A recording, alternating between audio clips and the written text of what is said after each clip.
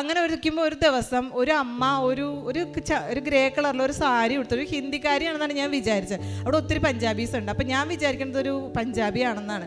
പക്ഷെ ഞാനങ്ങനെ എന്നോട് ഇങ്ങോട്ട് വന്ന് സംസാരിക്കുകയാണ്, നിങ്ങൾ എന്തിനെയാണ് പ്രാർത്ഥിക്കുന്നത്, എന്താണ് ഈ സക്കറാരിയിൽ ഞാൻ മുട്ടുകുത്തി ഞാൻ ആരാധിക്കുമ്പോൾ എന്നോട് ചോദിച്ചു, നിങ്ങൾ എന്താണ് ഇവിടെ ആരാധിക്കണേന്ന് ചോദിച്ചു. അപ്പോൾ എനിക്കറിയാവുന്ന ഇംഗ്ലീഷിലും ഹിന്ദിയിലൊക്കെ ആയിട്ട് ഞാൻ പറഞ്ഞു കൊടുത്തു, ഞങ്ങൾ വിശ്വസിക്കുന്ന സത്യദൈവമായ ക്രിസ്തുവാണിത്, അപ്പം മാതാവിൻ്റെ ഒരു രൂപം അവിടെയുണ്ട്. അതൊക്കെ ഞാനിങ്ങനെ പറഞ്ഞു കൊടുത്തപ്പോൾ അവർ ഭയങ്കര ഇങ്ങനെ എൻ്റെ മുഖത്തേക്ക് നോക്കി ഭയങ്കര ചിരിച്ച് ഇങ്ങനെ കേട്ടോണ്ടിരുന്നു. അപ്പോൾ എനിക്ക് അറിയില്ല ഞാൻ എങ്ങനെ ഇത് പറയണേന്ന് എനിക്ക് അറിഞ്ഞുകൂടാ.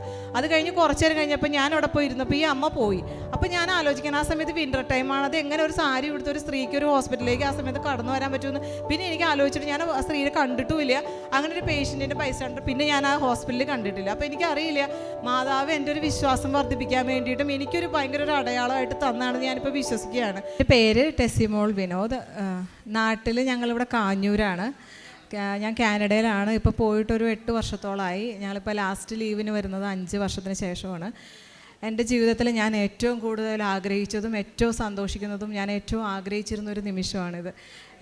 ഞാൻ മാത്രമല്ല, എന്നെ അറിയാവുന്ന എല്ലാവർക്കും അറിയാം, ഞാനിവിടെ നിൽക്കുന്നത് ഒത്തിരി നന്ദി നിറഞ്ഞ ഹൃദയത്തോടെയാണ്. എൻ്റെ ജീവിതത്തിൽ ഇത്രയും നാൾ അനുഭവിക്കാതെ ഒരു സന്തോഷം അനുഭവിച്ച 5 വർഷമാണ് എൻ്റെ. 2019 ഞാൻ ഓൺലൈൻ ഉടമ്പടി ചെയ്യാൻ തുടങ്ങിയത്. 2018 എനിക്ക് ഒരു യൂട്രസിൻ്റെ കംപ്ലൈൻറ്റ് വന്നു. അപ്പോൾ അതൊക്കെ എനിക്ക് യൂട്യൂബിൽ ഇങ്ങനെ വീഡിയോസ് വരാറുണ്ടായിരുന്നു. 2019 എൻ്റെ സർജറി കഴിഞ്ഞ് റെസ്റ്റിൻ്റെ സമയത്ത് ഞാനിങ്ങനെ യൂട്യൂബ് കണ്ടുകൊണ്ടിരിക്കുമായിരുന്നു, ഞാൻ പ്രാർത്ഥിക്കുമായിരുന്നു. ആ സമയത്ത് 2016 മുതൽ എൻ്റെ ഹസ്ബൻഡിന് സ്ഥിരമായിട്ടൊരു ജോലി ഉണ്ടായില്ല, ഞാൻ ജോലിക്ക് പോകണ്ടായില്ല. ഞാനൊരു നേഴ്സായിരുന്നു, പക്ഷേ എനിക്ക് ജോലി ഉണ്ടായില്ല. ഞാൻ അതിനെപ്പറ്റി ആലോചിച്ചില്ല, ഒന്നും ചെയ്തിട്ടുമില്ലായിരുന്നു. പക്ഷേ 2019 ഞാൻ ആ റെസ്റ്റ് എടുക്കുന്ന സമയത്ത് ഞാൻ യൂട്യൂബിൽ പ്രാർത്ഥിച്ചുകൊണ്ടിരുന്നു. ആ സമയത്ത് ഭയങ്കര സാമ്പത്തിക ബുദ്ധിമുട്ടുകളായിരുന്നു. കാനഡയിലാണെന്ന് പറഞ്ഞിട്ട് കാര്യമില്ല, ജോലി ഇല്ലാണ്ടിരുന്നു കഴിഞ്ഞാൽ നമുക്ക് ജീവിതം ഭയങ്കര ബുദ്ധിമുട്ടാണ് അവിടെ. അങ്ങനെ ആ സമയത്ത് ഞാൻ പ്രാർത്ഥിച്ചു. അപ്പോൾ എനിക്ക് ലൈറ്റ് ക്യാൻഡിൽ പ്രയറിൻ്റെ ഒരു ലിങ്ക് വന്നു. അപ്പോൾ എനിക്ക് അറിയില്ല എന്താ ചെയ്യേണ്ടതെന്ന്. ഞാനപ്പോൾ 6 നിയോഗങ്ങൾ ലൈറ്റ് ക്യാൻഡിൽ പ്രയറിലിട്ടു. അതിനകത്ത് ഏറ്റവും ഫസ്റ്റ് വെച്ചത് എനിക്കും എൻ്റെ ഹസ്ബൻഡിനും സ്ഥിരമായിട്ടൊരു ജോലി എന്നുള്ളതായിരുന്നു. ആ സമയത്ത് ഞാൻ ഒന്നും എനിക്ക് വേണ്ടി ചെയ്തിട്ട് പോലുമില്ല. പക്ഷേ ഒരാഴ്ച കഴിഞ്ഞപ്പോഴേക്കും ഹസ്ബൻഡിനൊരു ജോലി കിട്ടി, നല്ലൊരു കമ്പനിയിലൊരു ജോലി കിട്ടി. പുള്ളി ഒരു വെൽഡറാണ്, അവിടെ നല്ല സാലറിയൊക്കെ ഉണ്ട് വെൽഡേഴ്സിനൊക്കെ. അപ്പോൾ ഒരു ജോലി കിട്ടിയ ആ സമയത്ത് അത് കഴിഞ്ഞ് ഞാൻ അവിടെ ഒരു ഹെൽത്ത് കെയർ എയ്ഡ് ചലഞ്ച് ചെയ്ത് ഞാൻ അവിടെ എനിക്കൊരു കോഴ്സ് പാസ്സായി. അപ്പോൾ എൻ്റെ ഒരു ഫ്രണ്ട് എനിക്കൊരു ജോലിയുടെ ഒരു ഇൻ്റർവ്യൂവിൻ്റെ റെക്കമെൻഡേഷൻ ചെയ്തു, എനിക്കൊരു ജോലി കിട്ടി. പിന്നെ അത് കഴിഞ്ഞ് ഞാൻ വെച്ചത് എൻ്റെ അനിയത്തിക്ക് ഒരു വീടും അവൾക്കൊരു ജോലിയായിരുന്നു. ഇതെല്ലാം ഞാൻ ഒന്നിച്ച് വെച്ചിരുന്നത്. പക്ഷേ ആ സമയത്ത് ഞാൻ വെച്ചു, എനിക്കൊരു ജോലി ഒരു ഒക്ടോബർ മാസത്തിൽ എനിക്കൊരു ജോലി ശരിയാക്കി തരണേ മാതാവേന്ന് വെച്ചു. ഞാനൊരു ജൂൺ ജൂലൈ സമയത്താണ് പ്രാർത്ഥിച്ചത്. പക്ഷെ കറക്റ്റ് എനിക്കൊരു ജോലി ആദ്യം ഒരു ഗ്രൂപ്പ് ഹോമിൽ ഞാൻ ജോലി ചെയ്തു. പക്ഷെ അത് കഴിഞ്ഞപ്പോഴേക്കും ഒരു 2-3 മാസത്തിന് ശേഷം എനിക്കത് റിസൈൻ ചെയ്യേണ്ടി വന്നു, ഒരു പ്രത്യേക സാഹചര്യം കൊണ്ട്. അപ്പം ഞാൻ വിചാരിച്ചു ഇനി എനിക്ക് അവിടെ നിന്നൊരു റെക്കമെൻഡേഷൻ കിട്ടില്ല, കാരണം വേറെ എവിടെ നമ്മൾ അപ്ലൈ ചെയ്താലും റെക്കമെൻഡേഷൻ നിർബന്ധമാണ് അവിടെ.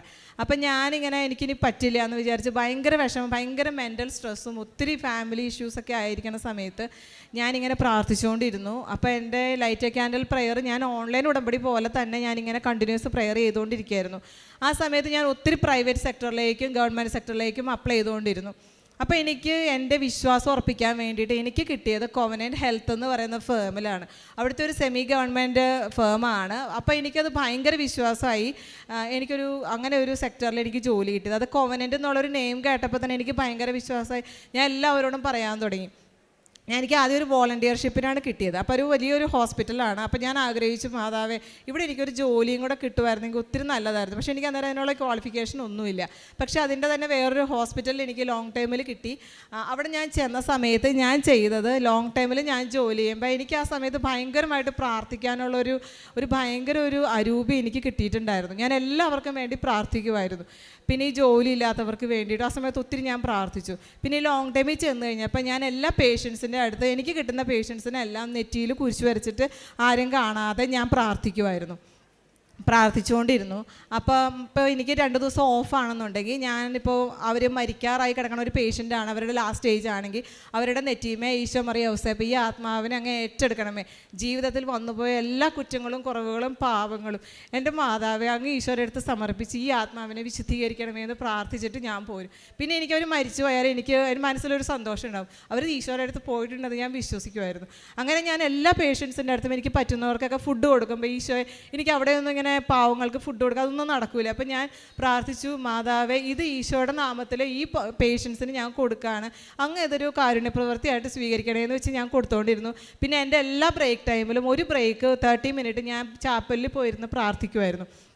അവിടെ കിടക്കേണ്ട എല്ലാ പേഷ്യൻസിനും സ്റ്റാഫിനും ഫാമിലി മെമ്പേഴ്സിനും എനിക്ക് പ്രാർത്ഥനാ സഹായം ചോദിച്ച എല്ലാവർക്കും വേണ്ടി ഞാൻ പ്രാർത്ഥിക്കും. അങ്ങനെ ഇരിക്കുമ്പോൾ ഒരു ദിവസം ഒരു അമ്മ ഒരു ഗ്രേ കളറിൽ ഒരു സാരി കൊടുത്തു, ഒരു ഹിന്ദിക്കാരിയാണെന്നാണ് ഞാൻ വിചാരിച്ചത്. അവിടെ ഒത്തിരി പഞ്ചാബീസ് ഉണ്ട്, അപ്പം ഞാൻ വിചാരിക്കുന്നത് ഒരു പഞ്ചാബി ആണെന്നാണ്. പക്ഷെ ഞാനിങ്ങനെ എന്നോട് ഇങ്ങോട്ട് വന്ന് സംസാരിക്കുകയാണ്, നിങ്ങൾ എന്തിനെയാണ് പ്രാർത്ഥിക്കുന്നത്, എന്താണ് ഈ സക്കറാരിയിൽ ഞാൻ മുട്ടുകുത്തി ഞാൻ ആരാധിക്കുമ്പോൾ എന്നോട് ചോദിച്ചു നിങ്ങൾ എന്താണ് ഇവിടെ ആരാധിക്കണേന്ന് ചോദിച്ചു. അപ്പോൾ എനിക്കറിയാവുന്ന ഇംഗ്ലീഷിലും ഹിന്ദിയിലൊക്കെ ആയിട്ട് ഞാൻ പറഞ്ഞു കൊടുത്തു, ഞങ്ങൾ വിശ്വസിക്കുന്ന സത്യദൈവമായ ക്രിസ്തുവാണിത്, അപ്പം മാതാവിൻ്റെ ഒരു രൂപം അവിടെയുണ്ട്. അതൊക്കെ ഞാനിങ്ങനെ പറഞ്ഞു കൊടുത്തപ്പോൾ അവർ ഭയങ്കര ഇങ്ങനെ എൻ്റെ മുഖത്തേക്ക് നോക്കി ഭയങ്കര ചിരിച്ച് ഇങ്ങനെ കേട്ടോണ്ടിരുന്നു. അപ്പോൾ എനിക്ക് അറിയില്ല ഞാൻ എങ്ങനെ ഇത് പറയണേന്ന് എനിക്ക് അറിഞ്ഞുകൂടാ. അത് കഴിഞ്ഞ് കുറച്ച് നേരം കഴിഞ്ഞപ്പോൾ ഞാൻ അവിടെ പോയി ഇരുന്നപ്പോൾ ഈ അമ്മ പോയി. അപ്പോൾ ഞാൻ ആലോചിക്കണം, ആ സമയത്ത് വിൻ്റർ ടൈമാണ്, അത് എങ്ങനെ ഒരു സാരി കൊടുത്ത് ഒരു സ്ത്രീക്ക് ഒരു ഹോസ്പിറ്റലിലേക്ക് ആ സമയത്ത് കടന്നു വരാൻ പറ്റുമെന്ന് പിന്നെ എനിക്ക് ആലോചിച്ചിട്ട് ഞാൻ ആ സ്ത്രീയെ കണ്ടിട്ടുമില്ല, അങ്ങനെ ഒരു പേഷ്യൻറ്റിൻ്റെ ബൈസ്റ്റാൻഡർ പിന്നെ ഞാൻ ആ ഹോസ്പിറ്റലിൽ കണ്ടിട്ടില്ല. അപ്പോൾ എനിക്കറിയില്ല മാതാവ് എൻ്റെ ഒരു വിശ്വാസം വർദ്ധിപ്പിക്കാൻ വേണ്ടിയിട്ടും എനിക്കൊരു ഭയങ്കര ഒരു അടയാളമായിട്ട് തന്നാണെന്ന് ഞാനിപ്പോൾ വിശ്വസിക്കുകയാണ്.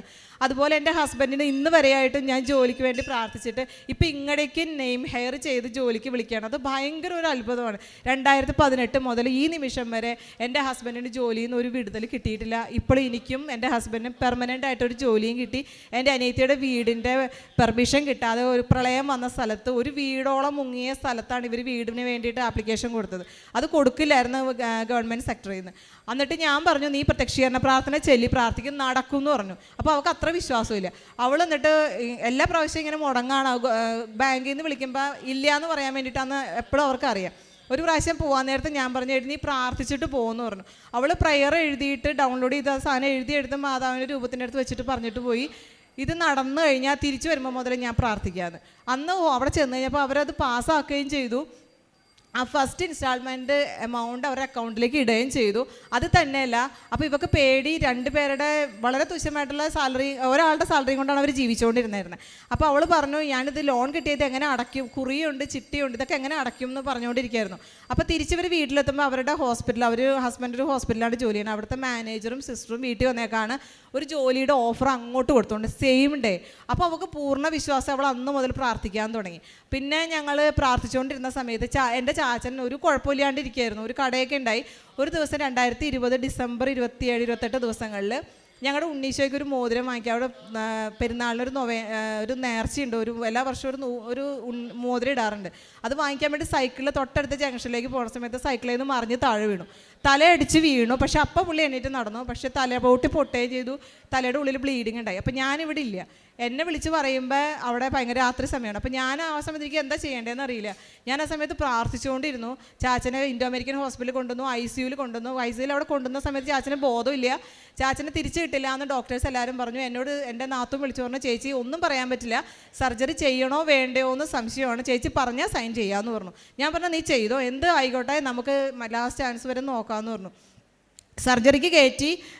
ആ സമയത്തൊക്കെ ഞാനിങ്ങനെ കൃപാസനത്തിൽ എൻ്റെ മാതാവിൻ്റെ ഫോട്ടോയുടെ മുന്നിൽ ഫുൾ ടൈം ഞാൻ പ്രാർത്ഥിച്ചുകൊണ്ടിരിക്കുകയാണ്. ജോലി എന്നൊക്കെ ഞാൻ വിളിച്ചു പറഞ്ഞു. അങ്ങനെ ഞാൻ ഫുൾ ടൈം പ്രാർത്ഥിച്ചുകൊണ്ടിരുന്നു. 2 ദിവസം കഴിഞ്ഞ് ഞാൻ 2 ദിവസം പ്രാർത്ഥനയും കരച്ചിലും തന്നെ. ഇവിടേക്ക് വിളിക്കാൻ നോക്കിയിട്ട് എനിക്ക് വിളിച്ചിട്ട് കണക്ഷൻ കിട്ടണില്ല. പിന്നെ ലാസ്റ്റ് ഞാനിങ്ങനെ അങ്ങോട്ട് വിളിക്കുമ്പോൾ എൻ്റെ ഫോണിലേക്ക് ഫാദർ VP ജോസഫിൻ്റെ IMO എന്നൊരു മെസ്സേജ് ഞാൻ കണ്ടു. അപ്പോൾ IMOയിലേക്ക് ഞാൻ വിളിക്കാൻ നോക്കി കിട്ടിയില്ല. ഞാൻ മെസ്സേജ് അയച്ചുകൊണ്ടിരുന്നു, വോയിസ് റെക്കോർഡ് ചെയ്ത് ഒരു മിനിറ്റ് മെസ്സേജാണ്. ഞാൻ അങ്ങോട്ട് മെസ്സേജ് ഇട്ടു, എനിക്കിങ്ങനെ എൻ്റെ ചാച്ചൻ്റെ അവസ്ഥ പറഞ്ഞു. രണ്ടാമത് ഞാൻ മെസ്സേജ് അയക്കാൻ നോക്കുമ്പോൾ എന്നെ നാത്തൂന് ഇങ്ങോട്ട് വിളിച്ചിട്ട് പറയുകയാണ് ചേച്ചി, അപ്പോൾ ഡോക്ടർ പറഞ്ഞു റൈറ്റ് സൈഡ് പാരാലിസ്ഡ് ആണ്, പിന്നെ നമുക്ക് ട്രക്യോസ്റ്റമി ചെയ്യേണ്ടി വരും, ഫുള്ളി ബെഡ് റിഡൻ ആയി പോകുമെന്നാണ് പറഞ്ഞിരുന്നത്. പക്ഷെ അപ്പം അവൾ എന്നെ വിളിച്ച് പറയണത് സെക്കൻഡ് ഡേയിൽ അവൾ വിളിച്ച് പറയാണ്, ചേച്ചി ആ റൈറ്റ് സൈഡിൽ കൈ ചാച്ചൻ പൊക്കി, ചാച്ചൻ കണ്ണു തുറന്നു, എന്നെ തിരിച്ചറിഞ്ഞു, എന്നോട് പേര് പറഞ്ഞു. 2 ദിവസം കഴിഞ്ഞപ്പോൾ ICUവിൽ എണീറ്റ് നടന്നു. 15ാമത്തെ ദിവസം എൻ്റെ ചാച്ചൻ നടന്നു ഹോസ്പിറ്റലിൽ നിന്ന് ഡിസ്ചാർജ് ആയി. പിറ്റേ വർഷം അതേ ചാച്ചൻ ഉണ്ണിച്ചോയ്ക്ക് മോതിരം മേടിച്ച് പള്ളി കൊണ്ട് ഇടുകയും ചെയ്തു. ഇപ്പം എൻ്റെ കൂടെ എൻ്റെ ചാച്ചനുണ്ട്, ഒരു കുഴപ്പമില്ലാണ്ട്, ഇച്ചിരി ഓർമ്മക്കുറവൊക്കെ ഉണ്ടായി, ഇപ്പോൾ ഒരു കുഴപ്പമില്ലാണ്ട് ചാച്ചൻ കൂടെയുണ്ട്. അതെൻ്റെ ഏറ്റവും വലിയൊരു സാക്ഷിയാണ്. അന്ന് ഞാൻ നേർന്നാണ്, ഞാൻ എന്ന് കാനഡയിൽ നിന്ന് ഞാൻ നാട്ടിലെത്തണോ എൻ്റെ അമ്മേനെ കണ്ടിട്ട് ഞാൻ എൻ്റെ പെറ്റമ്മേനെ കാണാൻ പോകുള്ളൂ എന്ന് ഞാൻ നേർന്നുണ്ടായിരുന്നു. ഞാൻ വന്ന് 30-ാം തീയതി ഞാനിവിടെ എത്തി, കാഞ്ഞൂർ വന്ന് ഞങ്ങൾ കുളിച്ചൊന്ന് റെഡി ആയിട്ട് നേരെ ഇവിടേക്കാണ് വന്ന്. ഇവിടെ വന്ന് മാതാവിൻ്റെ അടുത്ത് നന്ദി പറഞ്ഞിട്ടാണ് ഞാൻ എൻ്റെ ചാച്ചനെയും അമ്മച്ചിനെയും കാണാൻ പോയത്. എൻ്റെ ജീവിതത്തിൽ ഒരിക്കലും എനിക്ക് അതിൻ്റെ വില, എൻ്റെ ചാച്ചൻ്റെ എൻ്റെ പാരൻസിൻ്റെ വില എനിക്ക് മനസ്സിലാക്കുന്ന ഒരു ഇൻസിഡൻ്റ് ആണ്. എനിക്ക് അത്ര ഇവർക്ക് ഇങ്ങനെ എന്തെങ്കിലും പറ്റുമെന്ന് ഞാൻ ചിന്തിച്ചിട്ടില്ല. ആ ഒരു ചിന്തയിൽ നിന്നാണ് എനിക്ക് പിന്നെ അവരുടെ കൂടുതൽ റെസ്പോൺസിബിലിറ്റി എടുക്കാനും അവരുടെ എല്ലാ കാര്യങ്ങളും വേറെ ഒന്നും ചിന്തിക്കാതെ അവർക്ക് എന്താ വേണ്ടേ അവരുടെ കാലത്തോളം ചെയ്യാനുള്ളൊരു വലിയൊരു കൃപ എനിക്ക് ദൈവം തന്നു. അതിനുള്ള എല്ലാ സാമ്പത്തിക സ്ഥിതിയും എനിക്ക് മാതാവ് തന്നു. അവരെ ഇപ്പോൾ എനിക്ക് പൊന്നു പോലെ നോക്കാൻ പറ്റണം. അതെനിക്ക് മാതാവിന് ഏറ്റവും വലിയ, അതിനാണ് ഞാനിവിടെ നിൽക്കാൻ ഏറ്റവും വലിയ സാക്ഷ്യം. പിന്നെ എനിക്ക് ഒരു ആറനാവണമെന്ന് എൻ്റെ ഒരു ആഗ്രഹം ഞാൻ മാതാവിൻ്റെ അടുത്ത് എഴുതിയിട്ടുണ്ടായിരുന്നു. പക്ഷേ അതിന് വേണ്ടിയിട്ട് എനിക്ക് നടക്കില്ലായിരുന്നു. കാരണം അതിന് വേണ്ടി ഒത്തിരി പൈസ ചിലവാകും. പിന്നെ എൻ്റെ കുഞ്ഞുങ്ങളെ ഇട്ടിട്ട് എനിക്ക് പഠിക്കാൻ പോകാൻ പറ്റില്ല അവിടെ. അപ്പം ഞാനിങ്ങനെ പ്രാർത്ഥിച്ചുകൊണ്ടിരുന്നു. അതിനിടയ്ക്ക് 2020 അവിടുത്തെ ഒരു നിയമം ചേഞ്ച് വന്നു. NCLEX-RN പാസ്സായി കഴിഞ്ഞ് കഴിഞ്ഞാൽ കാനഡയിൽ ഒരു ഒണ്ടാരിയോ എന്ന പ്രൊവിൻസിൽ നമുക്ക് ജോലി ചെയ്യാം. ആ സമയത്ത് ഞാൻ NCLEX-RN, എനിക്ക് ആ സമയത്ത് എല്ലാ സാഹചര്യം, ഞാൻ എല്ലാം വിവരിച്ച് പറയില്ല, ഒരുപാട് സാഹചര്യങ്ങൾ എനിക്ക് സാഹചര്യം അനുകൂലമായിട്ട് വന്നു. ഞാൻ പഠിച്ചു, ഞാൻ പാസ്സായ സമയത്ത് എൻ്റെ അനിയത്തി 2 ദിവസം മുമ്പ് എൻ്റെ അനിയത്തിയോട് ഞാൻ എപ്പോഴും പറയും, നീ ഒന്ന് പോയി ഉടമ്പടി എടുക്കണേ, എനിക്ക് ഭയങ്കര ആഗ്രഹമാണ്. അപ്പോൾ അവൾക്ക് ഇങ്ങനെ തൃശ്ശൂരിൽ നിന്ന് ഇവിടെ വരെ വരാനുള്ള ബുദ്ധിമുട്ട് കാരണം അവൾ വന്നില്ല. എൻ്റെ എക്സാം ബുധനാഴ്ചയാണെങ്കിൽ ശനിയാഴ്ച അവളുടെ മനസ്സിൽ മാതാവ് തോന്നിച്ചു കൃപാസനത്തിൽ പോകണമെന്ന്. അവൾ ഞായറാഴ്ച ഇവിടെ വന്ന് ഉടമ്പടി എടുത്തു. ഞാൻ ബുധനാഴ്ച എക്സാം എഴുതി. എനിക്ക് എക്സാം ഭയങ്കര പാടായിരുന്നു. ഞാൻ പഠിച്ചതൊന്നും വന്നില്ല.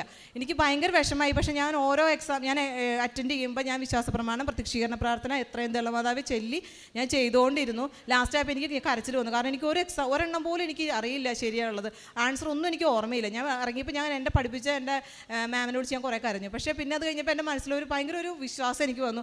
ഞാൻ മാതാവിൻ്റെ അടുത്ത് എക്സാം ഹോളിൻ്റെ പുറത്തുനിന്ന് ഞാൻ ഹസ്ബൻഡിന് വെയിറ്റ് ചെയ്തുകൊണ്ടിരിക്കുകയാണ് വണ്ടിക്ക്. അപ്പോൾ ഞാൻ പറഞ്ഞു, മാതാവ് എൻ്റെ മെറിറ്റ് ഇല്ല, ഞാൻ തിയറി അരച്ച് കലക്കി പഠിച്ചുകൊണ്ട് പോയതാണ്. എല്ലാവരും പറഞ്ഞു നിനക്ക് കിട്ടുമെന്ന് എന്നോട് പറഞ്ഞു. എന്നെ പഠിപ്പിച്ച ആളും പറഞ്ഞതാണ്, എൻ്റെ കൂടെ ക്ലാസ്സിലുണ്ടായിരുന്ന എല്ലാവരും പറഞ്ഞു നിനക്ക് കിട്ടും. കാരണം എന്ത് ചോദിച്ചാലും എനിക്ക് അറിയായിരുന്നു തിയറി.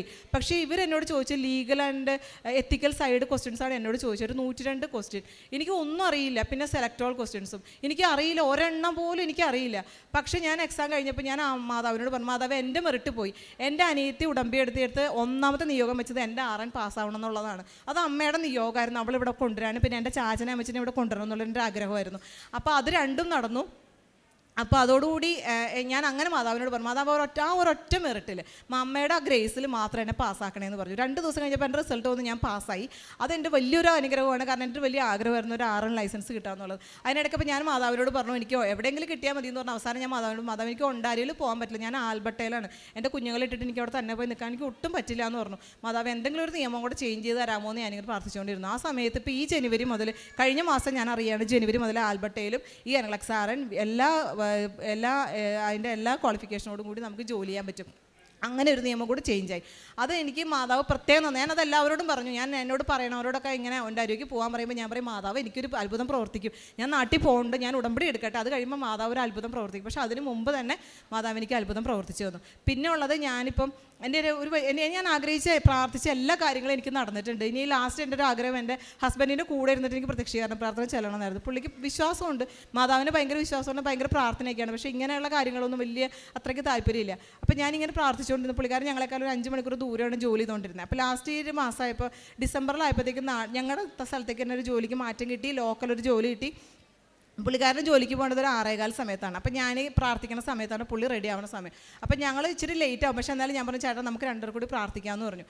അപ്പോൾ ഞങ്ങൾ പ്രത്യക്ഷീകരണ പ്രാർത്ഥന ചൊല്ലി ഒരു 5ാമത്തെ ദിവസം ആയപ്പോഴത്തേക്ക് അവിടെ ഭയങ്കര ഹെവി സ്നോഫോൾ ആയിരുന്നു. ഈ ലാസ്റ്റ് ഡിസംബറിൽ -40-42 ആയിരുന്നു ടെമ്പറേച്ചർ ഉണ്ടായിരുന്നത്. ഒരു ദിവസം സ്നോഫോൾ കഴിഞ്ഞ് പിറ്റേ ദിവസം ചേട്ടൻ ജോലിക്ക് പോയി തിരിച്ചു വരുന്ന സമയത്ത് വണ്ടി സ്കിഡായി, മൂക്ക് കുത്തി മറിഞ്ഞു, പിന്നെ 2 സൈഡിലേക്കും മറിഞ്ഞു.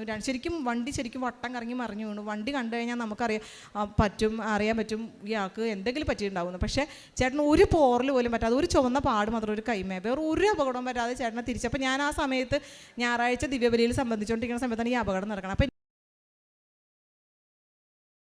മനസ്സിലൊരു ബുദ്ധിമുട്ട് പോലെ തോന്നുന്നുണ്ടായിരുന്നു. ഞാൻ പ്രാർത്ഥിച്ചുകൊണ്ടിരുന്നായിരുന്നു. പക്ഷേ കുർബാന കഴിഞ്ഞിട്ട് ഇങ്ങോട്ട് വരാണ്ടായപ്പോൾ ഞാനിങ്ങനെ അങ്ങോട്ട് വിളിച്ച് നോക്കിയപ്പോഴാണ് ഇങ്ങനെ ഒരു ആക്സിഡൻറ്റ് ആ സമയത്ത് നടന്നു. ആ ചേട്ടൻ രക്ഷപ്പെട്ടു എന്നുള്ള വലിയൊരു കാര്യം. വണ്ടി പോയി, പക്ഷേ ഒരു കുഴപ്പമില്ലാണ്ട് എൻ്റെ ഹസ്ബൻഡ് എനിക്ക് തിരിച്ചിട്ട് അതൊരു വലിയ അത്ഭുതമാണ്. ആ ചേട്ടൻ പറയുകയും ചെയ്തു മാതാവിൻ്റെ പ്രാർത്ഥനയും കൊണ്ടാണ് കാര്യങ്ങൾ നടന്നതെന്നുള്ളത്. പിന്നെ ഞങ്ങളൊരു വീട് എൻ്റെ ഓൺലൈൻ ഉടമ്പടിയിൽ ഞാൻ ഏറ്റവും അവസാനം വെച്ചത് ഞങ്ങളുടെ ഒരു വീടായിരുന്നു. ഒരു സാധ്യതയില്ല, 1% വരെ സാധ്യതയില്ലായിരുന്നൊരു കാര്യമാണ്. കാരണം ഞങ്ങൾ ആ സമയത്ത് ജോലിയില്ലാതിരുന്നപ്പോൾ ക്രെഡിറ്റ് സ്കോർ ഭയങ്കര പൂറായിട്ട് നിൽക്കുന്ന സമയമാണ്. ആഗ്രഹിക്കാൻ പോലുള്ള യോഗ്യത എനിക്ക് ഉണ്ടായില്ല. പക്ഷേ എനിക്ക് എല്ലാവർക്കും വീടൊക്കെ വാങ്ങിക്കുമ്പോൾ നമ്മുടെ ഉള്ളിലൊരു ആഗ്രഹമുണ്ട്. അവിടെ ഇങ്ങനെ റെൻറ്റിൽ കിടന്ന് എന്തോരം പൈസയാണ് പോകണം മാതാവേ, പണിയെടുക്കുന്ന പൈസ മൊത്തം റെൻറ്റ് പോകണം, ഒരു വീടുണ്ടെങ്കിൽ നല്ലതായിരുന്നു, ഒരു സെക്കൻഡ് ഹാൻഡ് വീട് മതി, ചെറിയൊരു വീട് മതി എന്നൊക്കെ ആഗ്രഹിച്ചിരിക്കുകയായിരുന്നു. ആ സമയത്ത് ഞങ്ങൾ സഹായിക്കാനായിട്ട് ശരിക്കും എനിക്ക് ഓരോ സമയത്ത് ഓരോ മാലാഖമാരെ പോലെ മാതാവ് ഓരോരുത്തർ എനിക്ക് അയക്കാറുണ്ട്. ഒരു സഹോദരൻ ഞങ്ങളുടെ വീട്ടിൽ വന്നു, ഒരു ഇൻഷുറൻസിൻ്റെ കാര്യത്തിന് വന്നു. അവൻ ഞങ്ങളോട് പറഞ്ഞു നിങ്ങളെ കൊണ്ട് പറ്റും, നിങ്ങളെ സഹായിക്കാം. അങ്ങനെ ഞങ്ങളുടെ പൈസയൊക്കെ കുറച്ച് സേവ് ചെയ്ത് ഒരു 2 വർഷം ഞാനത് പ്രാർത്ഥിച്ചതും ഒരു ഒക്ടോബർ മാസത്തിൽ എനിക്കത് നടത്തണമെന്നായിരുന്നു.